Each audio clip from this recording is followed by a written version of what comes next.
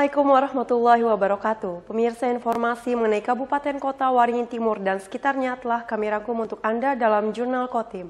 Bersama saya Fibis Rayuanita, berikut informasi selengkapnya.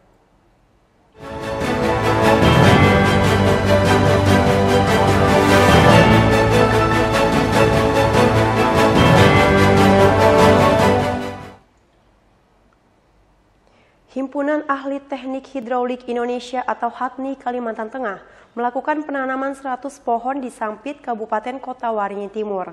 Kegiatan dalam memperingati hari ulang tahun ke-43 HATNI ini bertujuan menjaga kelestarian air dan lingkungan.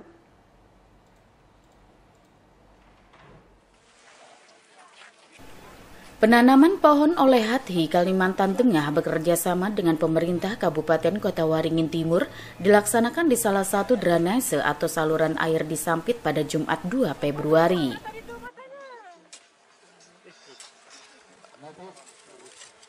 Dipilihnya drainase di Jalan Jenderal Sudirman kilometer 6 Sampit sebab drainase di kawasan itu baru saja selesai dibangun oleh Balai Wilayah Sungai Kalimantan II, sehingga perlu dilakukan penataan salah satunya dengan penanaman pohon.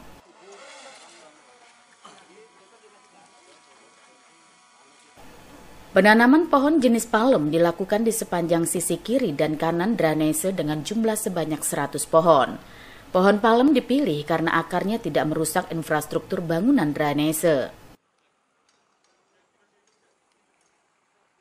Ketua HATNI Kalimantan Tengah Peri Syahrijal mengatakan, melalui penanaman pohon tersebut diharapkan keberadaan drainase baru itu dapat memiliki banyak fungsi, selain untuk aliran air juga sebagai penghijauan.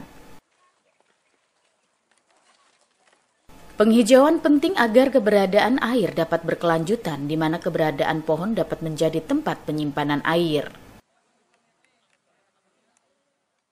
Ini daerah yang baru, kemudian kita tata.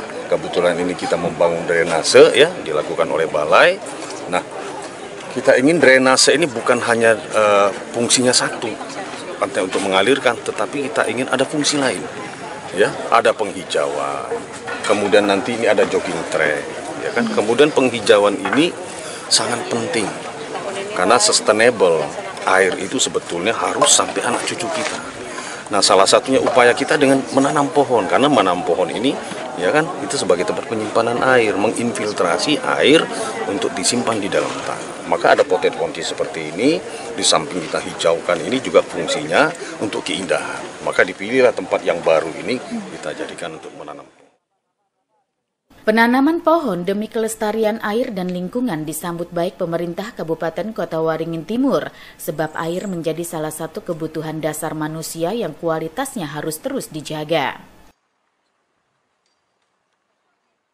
Ini balai sumber daya air ini sangat urgen sekali, sangat krusial sekali. Kita tahu bahwa air ini menjadi kebutuhan pokok dasar manusia.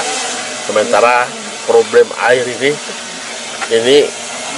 air ini pemberian Tuhan, tapi problemnya di kita masih banyak.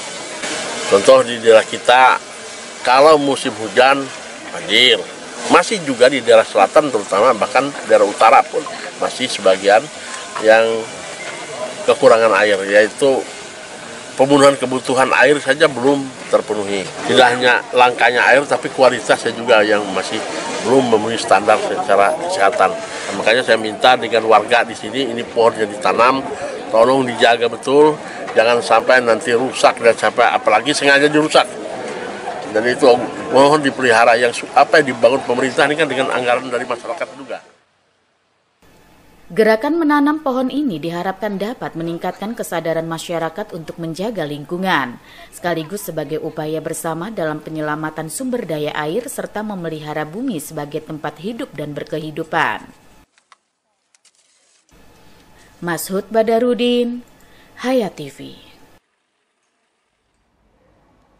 Setelah 5 tahun pembangunan yang berjalan sejak tahun 2019 lalu, Masjid Al-Kautsar yang dibangun murni secara swadaya oleh masyarakat akhirnya diresmikan. Peresmian bangunan rumah ibadah itu dilakukan oleh Bupati Kota Waringin Timur, Haliki Nur. Peresmian Masjid Al-Kautsar berlokasi di Jalan Kacak Piring Barat, Kelurahan Ketapang, Kecamatan Mentau Baru Ketapang, Sampit, Kabupaten Kota Waringin Timur, dilakukan pada Minggu 4 Februari. Masjid yang pembangunannya dilakukan sejak tahun 2019 lalu ini dibiayai murni secara swadaya oleh masyarakat. Proses pembangunan dikerjakan secara bertahap menyesuaikan kondisi anggaran yang ada. Hingga saat ini pembangunan masjid masih terus berjalan, menelan biaya mencapai 500 juta rupiah lebih, pembangunan masjid sudah mencapai 80%. Meski belum sepenuhnya rampung, namun sejak 2 tahun terakhir aktivitas ibadah serta kegiatan keagamaan lainnya sudah berjalan di masjid tersebut. Kami warga LDI mengutamakan biaya mandiri swadaya. Ya, artinya kita semampunya ada anggaran kita lanjutkan. Sampai saat ini kita masih bisa dilihat ya masih proses penyelesaian termasuk plafon. Ini di luar juga masih tahap penyelesaian karena anggaran. Itu aja. Pak, kalau dari target penyelesaian kira-kira ini sudah berapa persen? Ini 80% ya udah selesai dan aktivitas sudah berjalan. Jadi untuk soal 5 waktu kita sudah alhamdulillah sudah kita laksanakan, sudah tertib. Bahkan 2 tahun terakhir ini kita sudah Ramadan tarawih di sini. Bahkan majelis itu pengajian itu setiap sore ada sebenarnya. Cuman kalau Sabtu Minggu libur, hari Senin sampai Jumat itu ada TPA-nya ya, anak-anak kecil yang sekolah SD itu sudah sampai malam pun ada. Untuk orang tua itu ba'da maghrib sampai isya itu dalam 1 minggu 2 kali. Alhamdulillah sudah berjalan. Bupati Kota Waringin Timur Haliki Nur mengapresiasi warga yang secara swadaya membangun rumah ibadah. Keberadaan masjid agar dimanfaatkan dengan baik oleh masyarakat demi meningkatkan keimanan dan ketakwaan kepada Tuhan Yang Maha Esa. Karena dengan swadaya masyarakat ini bergotong royong, berkolaborasi, bersama membangun masjid seperti ini. Karena kan pembangunan itu terdiri dari 3 pilar, pemerintah, dunia usaha, dan masyarakat. Dan ini bukti bahwa ini masyarakat yang membangun. Karena terima kasih sekali, mudah-mudahan dengan dibangunnya masjid ini dimanfaatkan semaksimal, terutama lingkungan di sini, jemaah di sini, dan tadi juga kegiatan sangat positif, di mana diisi dengan pengajian, ada belajar dari anak-anak sampai orang dewasa. Karena harapan kita dengan membentengi agama ini sehingga permasalahan kriminalitas di tempat kita termasuk penyalahgunaan narkoba, macam-macam yang misalnya pembalap yang semacam, kalau dia dianu dengan agama, insya Allah itu yang rem yang paling kuat adalah kontrol yang paling kuat adalah agama. Haliki Nur meyakini agama merupakan benteng yang mampu menjauhkan seseorang dari segala bentuk kemaksiatan. Untuk itu masyarakat diharap menjalankan ibadah dengan baik sesuai ajaran agama masing-masing. Mashud Badarudin, Hayat TV.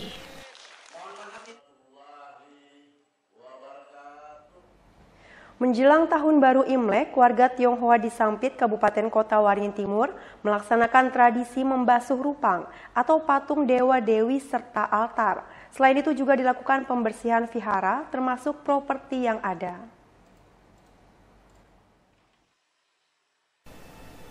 Tradisi mencuci rupang atau patung dewa-dewi menjelang Tahun Baru Imlek seperti yang dilaksanakan di Vihara Avalokitesvara Sampit pada Minggu 4 Februari, seluruh rupang serta altar dikeluarkan untuk dicuci bersih. Tradisi mencuci rupang serta altar dilakukan secara gotong royong. Rupang serta altar dibasuh menggunakan air sabun serta kembang agar wangi, sebab selama setahun terakhir rupang dan altar bersinggungan dengan asap dupa serta debu. Pembersihan juga dilakukan pada bagian bangunan vihara, termasuk properti yang ada di dalamnya.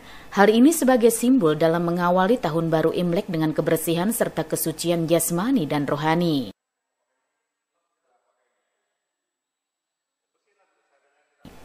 Pada tahun 2024 ini, Tahun Baru Imlek jatuh pada tanggal 10 Februari. Imlek akan menandai awal dari Tahun Naga yang merupakan tahun ke-2575 dalam penanggalan Cina. Naga merupakan satu dari 12 hewan yang menjadi simbol Shio atau zodiak Cina. Tahun naga dipercaya memiliki pengaruh besar terhadap kepribadian, nasib, dan keberuntungan seseorang. Lupang itu kita harus menyadari bagaimana kita membersihkan diri kita. Jadi kita ubahkan diri kita itu kan ada penuh dengan kotoran batin. Nah, dengan membersihkan lupang itu kita juga harus sadar kita pun harus membersihkan diri gitu loh. Jadi setiap waktu, setiap saat kita harus menyadari kita harus membersihkan diri kita juga. Tahun depannya ada tahun naga. Nah, tahun naga nanti mulai tanggal 10-an pasti Imleknya tanggal 1 itu mulai tahun naga. Naga ini kan sebenarnya maknanya dia adalah semacam kendaraannya dewa. Jadi sangat-sangat istimewa. Makanya orang-orang Tionghoa itu khususnya mendambakan punya anak di tahun naga ini sebenarnya. Karena mereka itu kayak binatang yang sangat-sangat istimewa dan legendaris kan, tidak pernah bisa ditemui lagi kan, gitu loh. Lambang-lambang kekayaan, kemakmuran, terus kebesaran orang Tionghoa itu kan di naga itu ada semua. Warga Tionghoa berharap dengan masuknya tahun baru Imlek di tahun 2024 ini menjadi tahun naga yang akan membawa banyak keberkahan dan keberuntungan bagi seluruh masyarakat. Mashud Badarudin, Hayat TV.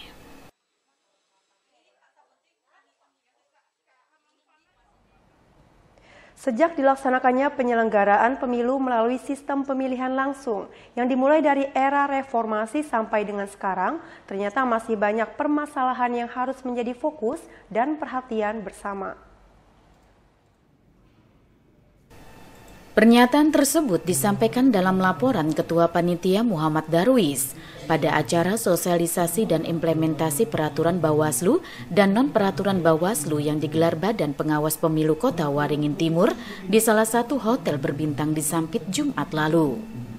Menurut Darwis, salah satunya mengenai proses penegakan hukum pemilu yang masih belum sepenuhnya dapat berdampak dalam mengurangi pelanggaran, serta menciptakan ketaatan terhadap aturan hukum pemilu.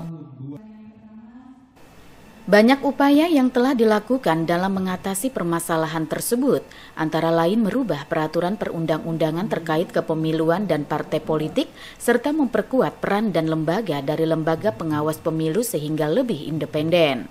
Akan saya pertegas untuk tujuan kedepannya ini, kami dari Bawaslu dalam mengadakan kegiatan ini, pertama memberikan pengetahuan terkait tata cara pemasangan alat peraga kampanye pada aset pemerintah. Kedua itu memberikan pemahaman aturan kampanye di media sosial. Ketiga itu sebagai bentuk akuntabilitas pelaksanaan tugas dan fungsi divisi hukum Bawaslu Kabupaten Kota Waringin Timur yang akan dilaksanakan pada hari ini. Untuk kedepannya itu semoga dari para pimpinan partai untuk mengetahui. Untuk hari ini kita apa permasalahan akan ditanyakan di dalam kegiatan untuk kedepannya. Dalam hal ini, Bawaslu memiliki kewenangan dalam melakukan pengawasan pada setiap tahapan pemilu, sehingga diperlukan persiapan yang matang dalam melaksanakan tugas dan tanggung jawab tersebut. Oleh karena itu, untuk mendukung penguatan kelembagaan pengawas pemilu di tingkat kecamatan, perlu untuk melaksanakan kegiatan sosialisasi dan implementasi peraturan dan non-peraturan Bawaslu. Normansa, Hayat TV. Badan Pengawas Pemilihan Umum atau Bawaslu Kabupaten Kota Waringin Timur menggelar rapat sosialisasi dan implementasi peraturan Bawaslu dan non-peraturan Bawaslu yang diikuti perwakilan sejumlah partai politik Jumat lalu. Menurut Koordinator Divisi Hukum dan Penyelesaian Sengketa Bawaslu Kotim Indra Kurniawan mengatakan, dalam pelaksanaan kampanye peserta pemilu tidak hanya memperhatikan peraturan Bawaslu, tetapi juga non-peraturan Bawaslu, seperti peraturan daerah atau Perda atau peraturan Bupati atau Perbu. Seperti pemasangan APK di median jalan, taman kota, pohon, dan lain-lain. Hal itu memang tidak diatur dalam peraturan Bawaslu tapi diatur dalam Perda tentang tata kota. Oleh karena itu dalam penertiban turut melibatkan Satpol PP. Bawaslu Kotim juga melibatkan awak media pada kegiatan ini dengan harapan sosialisasi yang disampaikan bisa disampaikan ke masyarakat secara luas. Dalam kegiatan ini pihaknya mengundang 2 narasumber yaitu dosen dari STIH Baringhurung Nur Rahman Ramadhani dan mantan Ketua KPU Kotim Siti Fatona. Sebenarnya kegiatan hari ini kita ingin menyampaikan tentang peraturan Bawaslu terkait kampanye dan non peraturan Bawaslu, yaitu banyak APK-APK yang terpasang di bahu jalan maupun di median jalan maupun di taman kota serta yang di pohon-pohon. Ini pesertanya dari parpol ya? Pesertanya partai politik dan kawan-kawan media. Kenapa kawan-kawan media juga kita undang? Harapannya ke depan kawan-kawan media bersinergi dengan Bawaslu untuk mengawasi berjalannya kampanye. Ada berapa ya total yang diundang hari ini? Untuk kawan-kawan media kita kemarin bersurat ke PWI 20 orang. Untuk parpol semuanya? Parpol ya 18 dikali 2. Indra menambahkan dalam masa kampanye ada beberapa metode yang bisa digunakan oleh peserta pemilu, yakni pertemuan terbatas dan tatap muka, kemudian penyebaran atau penyampaian bahan kampanye pemilu kepada umum, pemasangan alat peraga kampanye atau APK, hingga kampanye di media sosial, iklan di media massa baik cetak, elektronik, serta daring. Normansa, Hayat TV. Sebagai langkah dan upaya untuk menekan serta mencegah terjadinya pelanggaran oleh kontestan pemilu tahun 2024, sejumlah perwakilan partai politik di Kota Waringin Timur mengikuti sosialisasi dan implementasi peraturan dan non-peraturan Bawaslu Jumat lalu. Koordinator Divisi Penanganan Pelanggaran Data dan Informasi Bawaslu Kotim Dedi Irawan menegaskan, dasar pelaksanaan kegiatan ini merujuk pada Undang-Undang Nomor 7 Tahun 2017 tentang Pemilihan Umum. Peraturan Komisi Pemilihan Umum Nomor 3 Tahun 2022 tentang tahapan dan jadwal penyelenggaraan pemilihan umum tahun 2024. Selain itu, ungkap Dedi, ada juga aturan lain yang mengatur tentang pemilu yang menjadi acuan Bawaslu seperti Peraturan Badan Pengawas Pemilihan Umum Nomor 3 Tahun 2022 tentang tata kerja dan pola hubungan pengawas pemilu, Peraturan Badan Pengawas Pemilihan Umum Nomor 9 Tahun 2022 tentang penyelesaian sengketa proses pemilu, Peraturan Badan Pengawas Pemilihan Umum Nomor 6 Tahun 2023 tentang layanan advokasi hukum. Tujuan pelaksanaan kegiatan ini adalah memberikan pengetahuan terkait tata cara pemasangan alat peraga kampanye pada aset pemerintah, memberikan pemahaman aturan kampanye di media sosial, dan sebagai bentuk akuntabilitas pelaksanaan tugas dan fungsi Bawaslu Kabupaten Kota Waringin Timur. Kegiatan ini diikuti sebanyak 56 orang peserta yang terdiri dari perwakilan 18 partai politik di Kabupaten Kota Waringin Timur, media massa cetak dan online. Normansa, Hayat TV.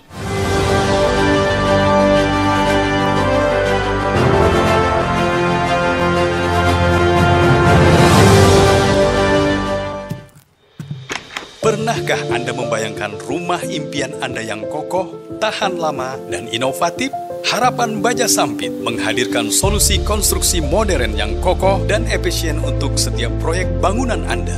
Jaringan dari pabrik kami dirancang untuk memberikan keamanan maksimal dengan teknologi terkini dan tenaga ahli yang berpengalaman. Harapan Baja Sampit menghasilkan baja ringan berkualitas tinggi yang tidak hanya tahan terhadap cuaca ekstrim, tapi juga memberikan fleksibilitas desain tanpa batas. Hanya di Harapan Baja Sampit menjual baja ringan, seng, dan galvalum dengan pilihan ketebalan dan panjang sesuai kebutuhan Anda. Harapan Baja Sampit memberikan inovasi, kekuatan, dan keandalan untuk setiap struktur bangunan impian.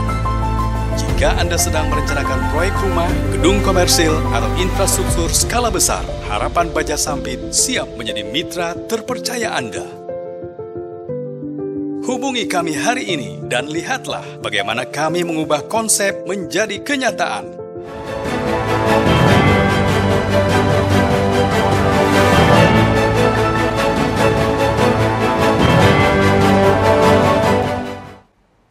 Peristiwa Isra Mi'raj yang dialami baginda Rasulullah hingga bertemu langsung dengan Allah Subhanahu wa Ta'ala adalah bukti akan kebesaran dan keagungan Sang Kholik. Namun inti dari momentum ini adalah Nabi Muhammad SAW menerima langsung perintah sholat 5 waktu dari Allah Subhanahu wa Ta'ala. Panitia Hari Besar Islam atau PHBI Masjid Darul Muttaqin Perumahan Tidar Baru RT 16 Sampit menggelar peringatan Isra Mi'raj Nabi Muhammad Shallallahu Alaihi Wasallam 1445 Hijriah, Jumat 2 Februari 2024. Berikutnya pembacaan kalam ilahi melalui ayat demi ayat yang disampaikan mengalun dengan penuh hikmat. Hal ini sebagai sebuah keyakinan untuk semakin beriman dan bertakwa kepada Sang Khalik penguasa alam semesta. Lantunan sholawat dan puji-pujian kepada Rasulullah Shallallahu Alaihi Wasallam oleh grup Habsi remaja Masjid Darul Muttaqin bergema hingga mengalir dengan syahdu dan merdu. Suasana penuh keharuan ini seolah menapaki relung-relung perjalanan waktu berabad silam tatkala baginda Rasulullah beserta pengikutnya berjuang hingga tetes darah terakhir untuk menegakkan ajaran agama Islam di muka bumi ini. Dalam sambutan Ketua Panitia M. Anwar mengatakan, terselenggaranya peringatan ini berkat kerjasama dan dukungan penuh warga setempat sebagai upaya syiar Islam. Selain itu guna semakin meningkatkan tali silaturahmi bersama masyarakat sekitar, sekaligus mampu menerapkan intisari dari peringatan Isra Mi'raj ini. Sementara itu dalam tausiah yang disampaikan Ustadz Ahmad Afrianur menegaskan, peristiwa Isra Mi'raj yang dialami baginda Rasulullah hingga bertemu langsung dengan Allah Subhanahu wa Ta'ala adalah bukti akan kebesaran dan keagungan Sang Kholik. Namun inti dari momentum ini adalah Nabi Muhammad Shallallahu Alaihi Wasallam menerima langsung perintah sholat 5 waktu dari Allah Subhanahu wa Ta'ala. Kalau rumah tidak ada tiangnya, maka tidak akan ada atapnya. Kalau rumah tidak ada tiang, maka tidak akan ada dindingnya, tidak akan ada lantainya. Logikanya para hadirin, kalaupun ada rumah yang bisa berdiri tegak tanpa ada tiang-tiangnya, walau sebagus apapun, semewah apapun, tidak akan bertahan lama, sebentar lagi akan roboh. Itu logikanya. Inilah posisi sholat dalam agama dan keimanan kita. Diingatkan Ustadz Ahmad, barang siapa yang menegakkan sholat, maka dia telah menegakkan agama Islam. Namun barang siapa yang meninggalkan sholat, maka dia telah meruntuhkan agama Islam. Oleh karena itu, orang yang paling banyak dosanya adalah orang yang berani meninggalkan sholat. Normansa, Hayat TV. Salah satu upaya dalam rangka menangkal dampak globalisasi yang bersifat negatif adalah menciptakan generasi muda yang kreatif dan mandiri. Hal tersebut disampaikan Ketua Panitia Lomba Paduan Suara Mars Habaring Hurung Suharlianti Sarwo Oboy pada kegiatan yang dihadiri Ketua TP-PKK Kota Waringin Timur Hairiah Halikinur, Kepala Dinas DP3AP 2KB Imam Subekti, dan Kepala Badan Pendapatan Daerah Ramadansyah.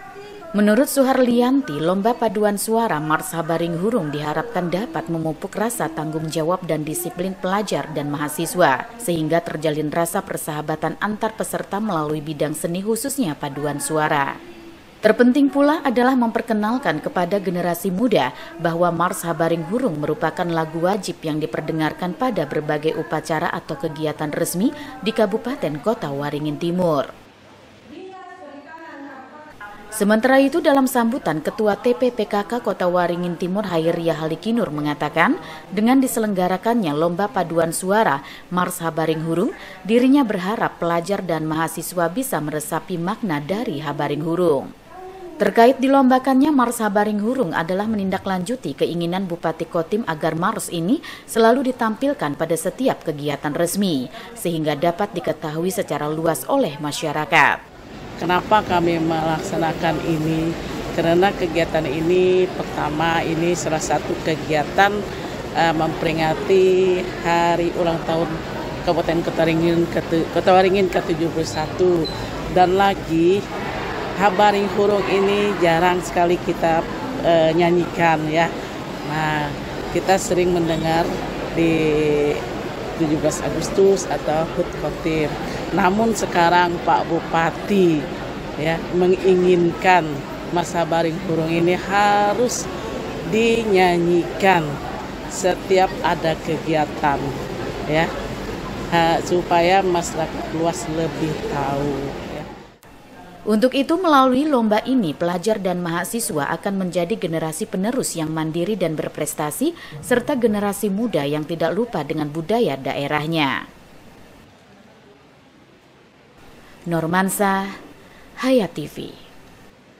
Sekali lagi tepuk tangan untuk para donatur yang pada hari Lomba paduan suara Mars Habaring Hurung diharapkan sebagai langkah awal sekaligus momentum yang sangat berharga untuk mensosialisasikan dan melestarikan seni budaya daerah sebagai kearifan lokal. Penegasan tersebut disampaikan Kepala Dinas Pemberdayaan Perempuan Perlindungan Anak Pengendalian Penduduk dan Keluarga Berencana atau DP3AP2KB Kota Waringin Timur Imam Subekti. Seraya menyatakan generasi muda calon pemimpin di masa depan sudah selayaknya menjaga persatuan dan persaudaraan sesuai dengan filosofi Habaring Hurung sebagai pedoman hidup bermasyarakat sehari-hari. Menurut Imam, Habaring Hurung yang memiliki filosofi persatuan dan persaudaraan kini mulai pudar di masyarakat khususnya kalangan pelajar. Apalagi saat ini masuknya budaya luar melalui globalisasi dan media komunikasi membuat budaya gotong royong semakin jarang ditemui. Untuk itu, melalui lomba Mars Habaring Hurung ini dapat mengimplementasikan nilai yang ada dalam lagu yang menceritakan tentang filosofi Habaring Hurung dan moto hidup bermasyarakat di Kotim yang menjunjung tinggi budaya persatuan dan gotong royong. Mudah-mudahan dengan apa yang disampaikan tadi, kita membuktikan Mars Habaring Hurung dalam rangka untuk semangat gotong royong untuk membangun Kota Waringin Timur yang lebih baik lagi, lebih maju dan kita lebih mandiri. Dan ini adalah anak-anak kita, generasi penerus, supaya menjadi generasi yang bisa membangun Kotim dalam rangka untuk yang lebih baik lagi. Potensi anak-anak kita sangat besar sekali, jadi pelajar mahasiswa yang mengikuti ini sangat besar. Mudah-mudahan nanti berikutnya akan lebih banyak lagi, terutama anak-anak kita yang ada di kecamatan yang bisa mengikuti dan mereka bisa tampil dengan lebih baik lagi, karena itu adalah semangat untuk kita memajukan Kota Waringin Timur secara bersama-sama atau gotong royong. Imam mengajak untuk menjadikan lomba paduan suara ini sebagai langkah awal sekaligus momentum yang sangat berharga untuk mensosialisasikan dan melestarikan seni budaya, khususnya Mars Habaring Hurung di wilayah ini. Normansa, Hayat TV. SMA Negeri 1 Sampit sukses memborong 3 gelar, yakni juara 1 dan lomba paduan suara Mars Habaring Hurung yang digelar TPPKK Kota Waringin Timur. 1 gelar kembali diraih sebagai dirijen terbaik. Sebanyak 14 tim dari perguruan tinggi dan SMA, SMK, MA di Kabupaten Kota Waringin Timur antusias mengikuti lomba paduan suara Mars Habaring Hurung yang merupakan kegiatan salah satu upaya menanamkan kecintaan terhadap lagu daerah pada generasi muda.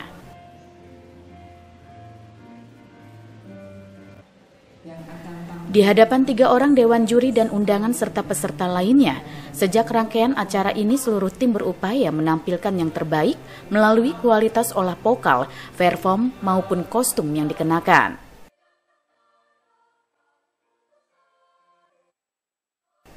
Salah satu dewan juri, Nurul Hasanah, mengatakan penilaian tidak hanya berdasarkan satu aspek.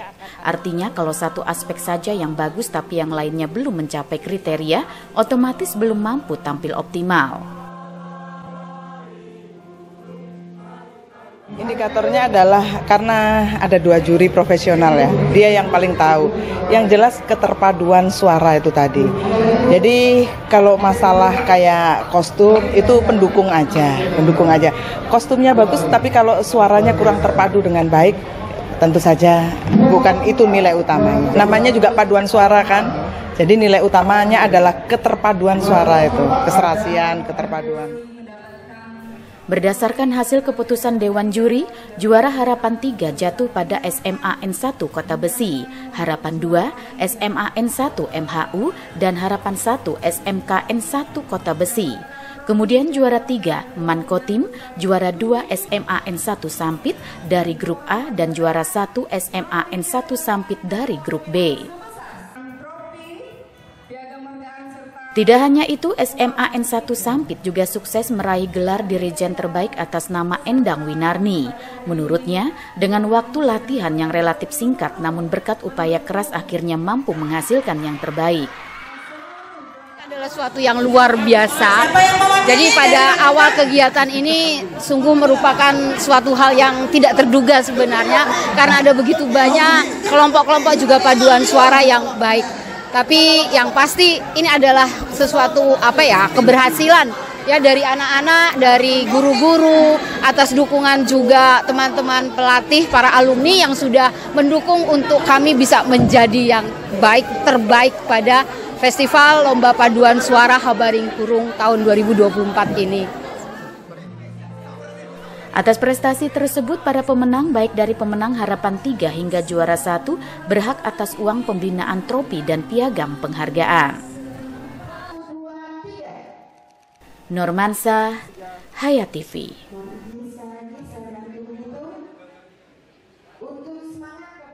Demikian pemirsa, informasi tadi sekaligus menutup jumpa kita pada kali ini. Saya Fibi Srayu Anita mewakili jajaran yang bertugas.